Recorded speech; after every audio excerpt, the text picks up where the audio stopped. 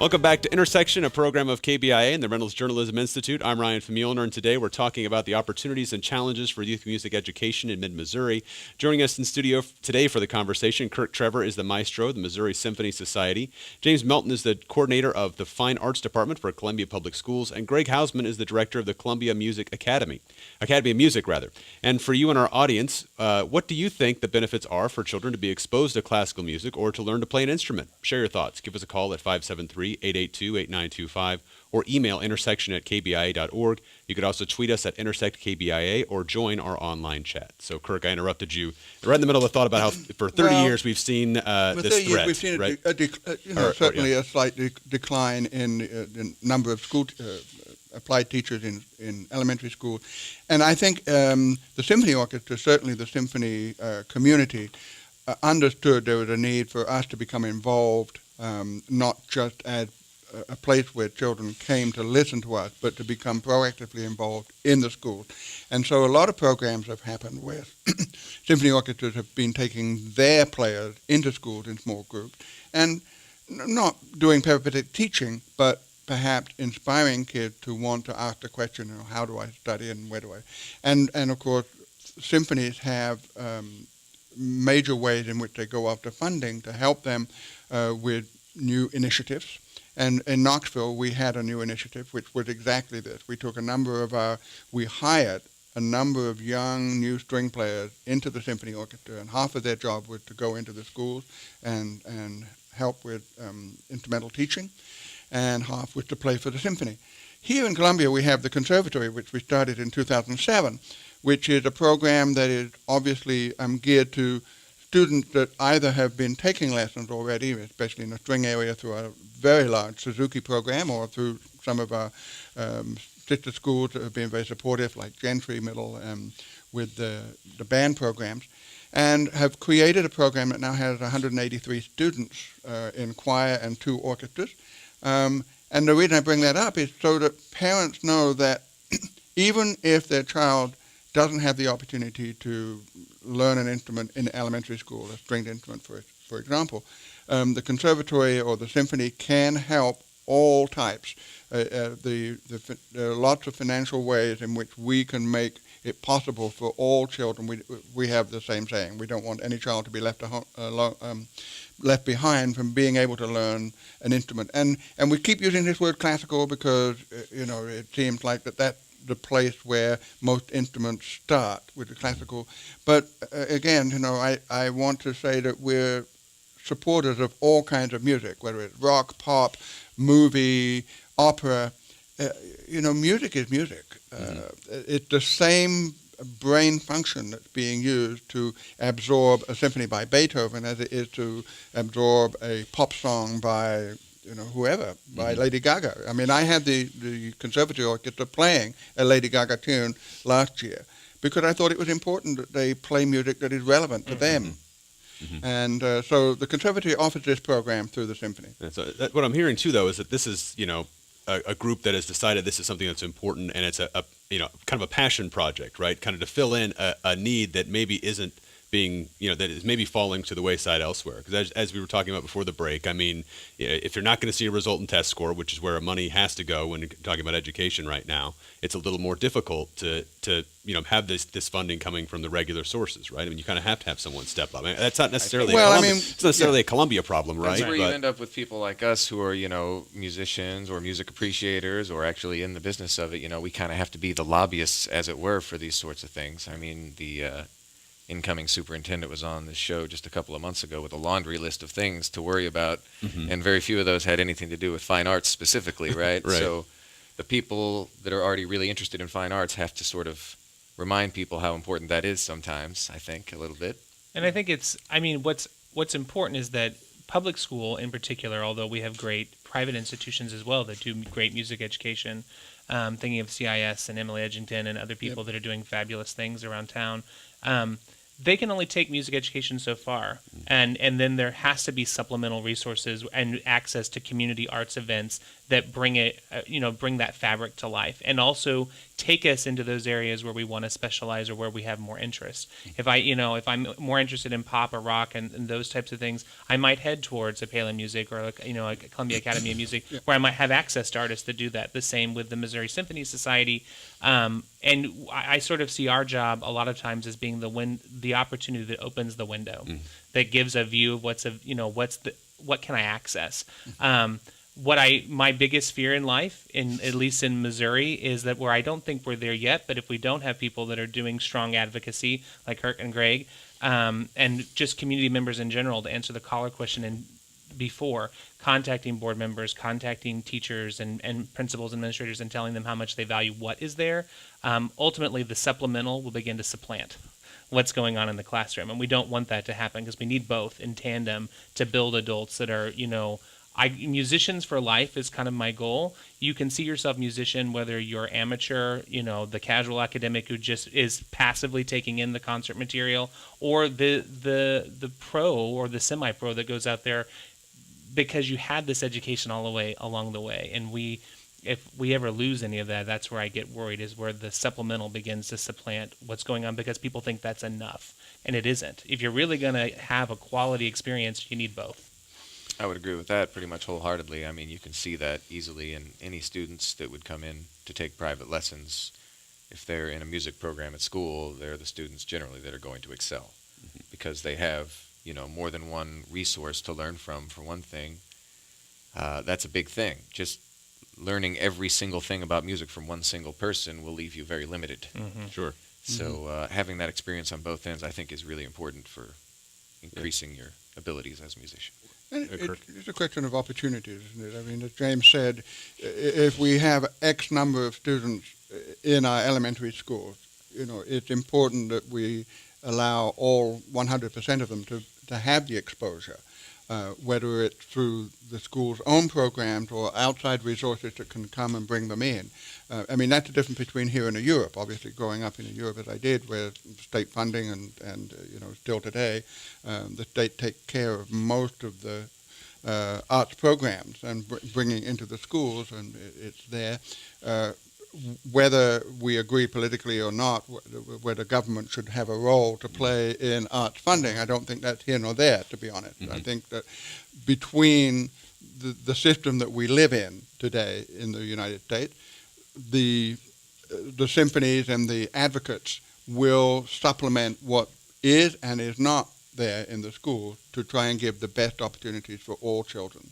Yeah, I agree. And James, you're relatively new to this program too. I wonder your thoughts of the lay of the land now and some goals you have, I guess, just having taken stock of where you're at. I think for us, or at least where I see where we're headed right now, is that we have overall we have a pretty strong fine arts offering in general, K through 12, vocal, instrumental, and then I think art as well as theater, depending on where those things come in. Music-wise, what I would like to see is a continuing of allowing the elementary programs to be the window that offers lots of connection to what's going on. I think on some levels our elementary program can be a bit stiff or stodgy depending on the relative newness of individuals in that. But overall we have excellent music educators there, and so my goal for them is to continue making sure they're opening that window and seeing the whole breadth, and not just focusing on one element, not Western music alone, but world music and pop music, and finding all those things, and plus now getting them excited about technology and the way that connects us to a whole world of music that wasn't available to us before. And the instantaneous creation of music on devices is pretty spectacular when you think about what can come in for the education point of view. As we cross into middle school, which is where we get really the introduction of instrumental music, I want to see a lowering of the barrier of access to instruments. What we have are, in general, kids that have families of moderate means to exceptional means can get access to an instrument almost at any given point and do something that they enjoy. If you struggle with access to that instrument, sometimes that excludes you from that experience, and maybe singing isn't what you're interested in. So we need to continue to focus on being able to lower the barrier and finding ways to get instruments in the hands of kids. And it's really important to make sure that you get the instrument not just because that's what's available in the school district, especially at sixth grade for the larger, more expensive instruments, of particularly like brass, tuba, baritone, cello, bass. We provide these to students because the barrier to getting them is too high. The rental is too expensive. But what if that's not the natural inclination of the student or the interests? So we need to make sure that we have other ways to do that. And then we need to find ways to keep it relevant for them as they cross over into high school and not set necessarily the sights ultimately on becoming the performer or the professional, but as I'm kind of coining it right now, the aficionado or the casual academic, somebody that wants to participate because they love it, they enjoy it, and they can make that work with their high school schedules. We have such an emphasis on academic rigor and excellence that sometimes I think we push kids out because they feel like they can't keep it as part of their academic high school schedule. It is where we do really rely on community outlets for people to participate in those things still, but we would like them to be able to feel that they can continue all the way through high school. That's where we're really struggling right now. We really struggle, and some of our high school students come to me and say, we have an unwritten policy that all students in the conservatory will be students within their own school programs, because we obviously must want to and wholeheartedly support all school programs. But the way scheduling has happened, has evolved in the last few years, it's made it, and remembering that probably our high school instrumental students in the conservatory happen to be, either because they've been doing music for so long, the smartest kids, and so they're in advanced placement courses. Absolutely. They can't take orchestra. They can't take choir. They end up having to take some other classes and then they find themselves out of the music program in their own school, which then reflects poorly on us sometimes because teachers think that we're advocating them not being part of their own school program. So we just want people to know that we strongly support and advocate that all students in conservatory would be in school programs. We do have a lot of homeschoolers, of course, obviously, but it's sad that obviously having strong academic kids in an orchestra, you do run into some of these problems. But it's that culture also that I think, for me, I love that idea that when we see kids involved in these types of programs, private lessons of all sorts to ensemble, these are strong academic kids, and that's what we want for every student, is a strong, and that's how you get that. You become part of that culture of other people that are doing those things that, make them excel and build that culture of excellence. And if we lower the barriers for participation, make sure that we have all those accesses, talking to parents about making sure they go in and have great conversations with their guidance counselors about why isn't it possible for my child to take this AP course and this ensemble that they want to be involved in? Why do they conflict? We can't have everything. There are limits to what is possible in the daily high school schedule or middle school schedule. But I really do think we try at every turn to work with parents and families and students to find that road if they want to be there. And students just asking questions, making sure they tell the adults in their lives, I'm interested in doing that. Because if they never voice the opinion and giving kids the strength to have that voice, then there are adults out there that will advocate for them and find those resources. I think about right now with Nally Roach, who worked with me and the Columbia Public Schools Foundation to try to get some scholarships this summer to the Hot Summer Nights Academy, and we're doing that right now, finding kids that either would have a difficult time participating due to financial needs or are new to the program, and getting them access through their teachers nominating them and saying, this is a kid that spoke up and said, I'm interested. So those are those opportunities. Greg, I wonder where you think Columbia Academy Music fits into this as well, as far as getting, like you said, getting instruments in the hands of students, and just, I guess, what kind of demographics you see coming through there. Yeah, obviously we do charge for lessons there, so it's not the same thing as a public school situation. But, affordability of instruments certainly is a factor when people are thinking about what can I actually let my child learn to do here, right? If they're already in a program at school, then that helps a lot because they've got an instrument they can use, especially, like you said, if it's a very costly instrument like tuba or something like that. And then we also, can help people rent instruments and stuff like that at reasonable rates. But, you see a lot of people that just basically want to, I would say, convince their child to take guitar lessons because they can get a guitar so much cheaper than they can get a horn or a piano or something. But I think that's a mistake, honestly, especially at a very early age. I think kids really take well to these other instruments, especially piano. If you can just get a playable piano or keyboard for your child to practice on, I mean, that's a great place to start at very early age, in my opinion. I would suggest anybody that can do that, try to do that.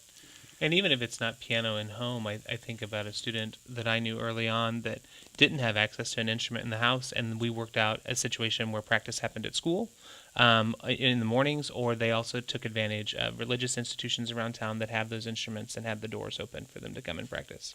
So, take a moment to remind our audience this is Intersection, a program of KBIA and the Reynolds Journalism Institute. I'm Ryan Famuliner, and today we're talking about the opportunities and challenges for youth music education in Missouri. Joining us in studio today for the conversation, Kirk Trevor is the maestro of the Missouri Symphony Society. James Melton is the coordinator of the Fine Arts Department for Columbia Public Schools. And Greg Hausman is the director of the Columbia Academy of Music. And for you and our audience, are you going to any music festivals this summer? What are your favorites? Let us know by giving us a call at 573-882-8925 or email intersection@kbia.org. You could also tweet us at intersectkbia. We've kind of talked about this as the show's gone on, but I would like to hear from each of you, really, if we can, what you think the biggest barrier is to kids getting into music right now, to children getting into music, and the thing that you'd like to see addressed right away, if possible, or you're trying to address. Many of you are right now. Well, I mean, I think the biggest barrier is a psychological one, that it's not cool. And so, there's a saying that we've been using a lot, it's not Beethoven that's the problem, it's the way we present Beethoven that's the problem. And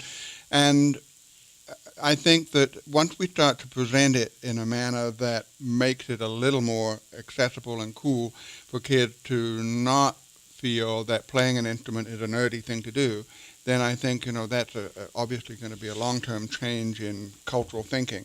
But I think it will happen because I think that the technology is now enabling more and more kids to see it. YouTube has made cool things available. I mean, one of the coolest things I saw was an incredible guitarist who played Bach violin sonatas on the guitar, a very famous rock guitarist who does YouTube of classical pieces played on a guitar, things that you would least expect. And I have the same kind of feeling about taking the orchestra into places where people don't expect us to be. Obviously, the concert hall is a very intimidating place, and I'm well aware of that. And when we have our family concerts, our first is this coming Wednesday, and it's Peter and the Wolf with the Missouri Contemporary Ballet. And the whole purpose and the hope is that the concert hall just becomes a user-friendly place where kids can come up onto the stage, conduct the orchestra. After the concert, we have an instrumental petting zoo in which they can come and actually play and touch the instrument, meet young players, some of our conservatory students, and see their own peers playing the instrument. So the barrier, I think, is finding a way to take away some of the stigma and some of the preconceptions about instrumental playing that have been there for so many years and make it a cooler thing to do. Yeah, I would definitely agree with a lot of that. One thing, though, I mean, even for, youngsters who aren't so worried about things being cool, I mean, even people who are proudly geeks, there's, I guess, just the proliferation of the internet alone, you could see there's a whole lot of information for a lot of diverse interests out there that, once again, could pull some away. Instead of being a music geek, maybe they want to become a metalworking geek or something. Who knows? Any other thing in the world. So that,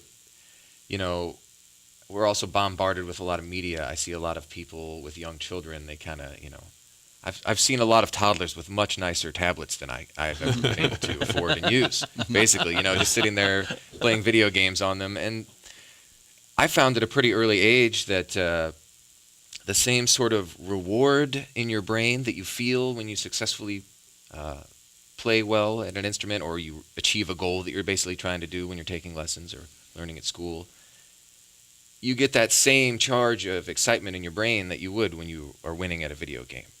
But it's much more substantial because you worked at it for so much longer, and it's so much more real, But it's a compatible feeling. So I think any kid has a lot of fun sitting there playing a game on his tablet is going to have a lot more fun playing an instrument if we can just convince their parents that they want to steer them in that direction. But that instant gratification is a lot easier, isn't it? It sure is. It sure is, and that's really, really hard to compete with. And I think that's a big barrier. And I think you put a finger on something very important. I mean, I mentioned it earlier, that we need to be really reaching out to the parents at wherever they are, whether it's listening to this radio station, whether it's through the PTA, whatever chance we have to reach out to parents who have children of this age group that we're talking about, because they can be the motivating force as well. Mm-hmm. Now, obviously, if we reach all parents in some way and say, here's the opportunity, do you want your kid to have it? Then they make that choice. Now, on a secondary level, you don't want children to be prevented by the choices of their parents. Sure. Yeah. James, I wonder, you've actually the idea of the biggest barrier. I mean, we've talked, again, about a lot of them, but is there any we haven't talked about yet? I think it just, as we come around the table and think about that, that psychological barrier, something that tears that down, getting them not to be so worried about the instant gratification, finding that long term, and then just making it really relevant to them as something, as part of their everyday life. I talk a lot about, and did in my classroom, that it's about, I want you to see yourself as a musician, that title is not reserved for the elite in our society. It is reserved for all people that partake in the community. You're a musician no matter what your skill level, and that, artistry is not something that you ever really achieve. You get to one goal and you accomplish something, and then the goal moved. You got to do something else, and you got to keep going. It is a lifelong pursuit, and you can feel proud of it, even in the instantaneous moment. Just finishing that one lesson page in piano right now, or when you first begin, or guitar, or wherever you're at, is a way to celebrate and enjoy that, but there's something more to do. It's a never-ending thing, and so I think if we can just get parents and kids and family and community members to know how relevant it is to what we want to do in life, regardless of what your vocational pursuit is. Mm-hmm. I mean, Mozart was certainly the Justin Bieber of his day, or the Elvis without of his a doubt. day. I mean, Mozart, Beethoven, Paganini certainly was the Elvis of his day. They were trying to tear his hair out all the time. They were celebrities, and they were megastars because they played the popular music of their day. Now we kind of have made it dead. They're just dead white guys who lived in a European. We can't change that, right? But dead European guys. Yeah. And the trouble is that's why coming to talking about composition, being allowing young children. I mean, we have this amazing program here in this town through the Tinkerfield Foundation with Comp, where we have more young composers than probably any other town in America, simply because the opportunity was there, and for not only for them to learn how to write, but to have performances of their works. I want to bring in really quickly, we have another caller. Andrea is on the line from Columbia. Andrea, are you there? I'm here. Hi, thanks for calling today. Hi, thanks for having me on. I just want to say thanks for running the program, and we're a big supporter of the fine arts in the schools. I'm also a parent to 3 children in CPS at different levels. And my comment today runs along the lines of how to make music cool for kids, and it's a thank you to send out to the Columbia Public School Paxton Keeley. This past year, my 4th grader took up the banjo, and of his own gumption, he wanted to go in and perform. So he would just load up his banjo some days, and the teachers always welcomed him to come in and play it. And he'd bring it in about once a month. They were very receptive to it. They just let it be a casual thing. And then by the end of the year, his last performance, he performed for 8 different classes because he either said, "Can I come in and play?" or the teachers asked him, "Hey, you're walking down the hall with your banjo. We heard you. Can you come in and play for our class?" And the kids were receptive, and it was very encouraging to him. So I just want to say thank you to the Paxton Keeley teachers. Well, thank you, Andrea. Thank you. Thanks for calling in. Thanks for that story. We appreciate it. Sure. Thank you. Yeah, so some good positive reinforcement there from their peers, which is that another thing? I mean, really, I think it's huge. I mean, I would be remiss to say that one of the reasons I'm a musician wouldn't be applause. I mean, the first time you perform solo, or the first time you sit down at the piano and get done with a recital, or you do some performance and you hear that applause, there's something very human about what that praise feels like and what it means for where you're at. And I think kids respond to that as well, because it drives acceptance. It's also what makes music making at the middle level so difficult, because at the middle level and as we cross into high school, that is both when we're craving acceptance, but also trying to hide from it because we want to fit into the mold. So as kids, in particular, I think ensemble music making at the middle level is the most important because it provides a way to hide, but be part of but get the acceptance. And then later on, the individual soloistic skills of students start to come out because they're starting to willing to take those risks. Middle level ensemble playing is huge. We find in the conservatory, which is obviously second grade through 12th grade, but we have a second through 7th and then 8th through 12th. And with our students who are taking private lessons, so perhaps a little more motivated in some ways, but they enjoy the conservatory program because of its social connections. They connect with kids from other schools. They're not just limited to the kids within their own school program, but they come from obviously from mid-Missouri, so from Fulton and from Mexico and from other places. And this whole being part of a team, I think, is really important to them, and that's something that is, I think, different than people just taking private lessons or piano lessons.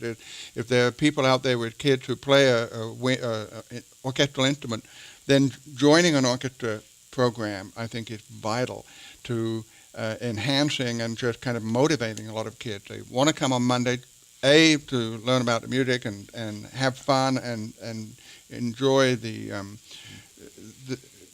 real experience of team making, but also to see friends, and I think that's important. Well, with a couple of minutes left, I wonder what your personal stories were, your motivations for getting into music first when you were a kid. Just a couple minutes left, but yeah. Well, youth orchestras was mine. I think that I started in youth orchestras when I was very young.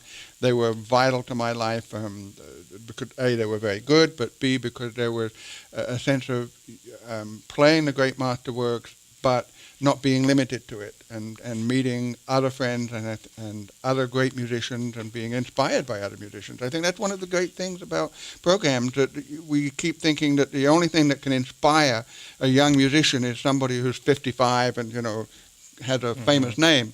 No, they can be inspired by somebody the same age or a couple of years older. Absolutely. James and Greg, I wonder about you.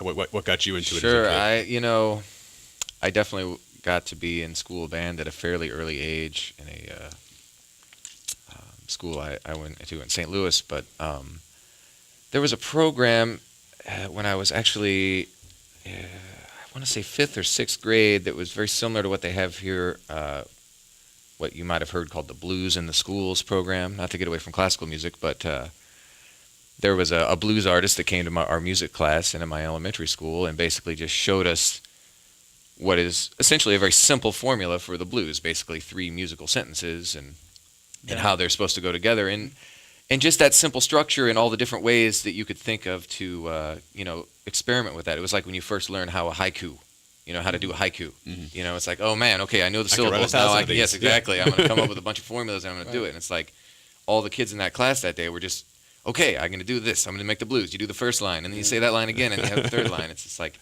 and slowly over time, more interesting formulas and difficult things to learn about a music come along that keep you interested.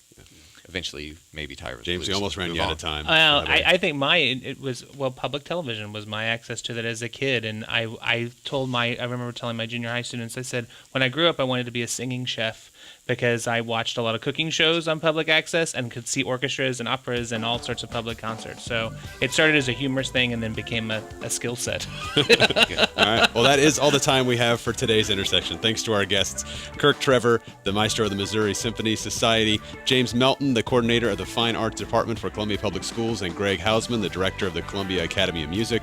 We'd like to remind those of you enjoying this as rebroadcast that Intersection takes place live for a full hour from 2 to 3 every Monday afternoon. You can watch live streaming video of our program each Monday afternoon online at kbia.org. Alongside that video, you can submit your questions and comments and take part in an online discussion with others in the audience. You'll also find an archive of all of our past programs, including the full hour of today's conversation. Intersections are broadcast from the Reynolds Journalism Institute and is a project of RJI and KBIA. Intersections produced by Janet Saidi and Maureen Lewis Stump. Travis McMillan is our technical director with production assistance from Lowell Thomas. Pat Akers is our audio producer. Executive directors are Mike Dunn and Mike McKean, and I'm Ryan Famuliner. Thanks for joining us today, and have a great week.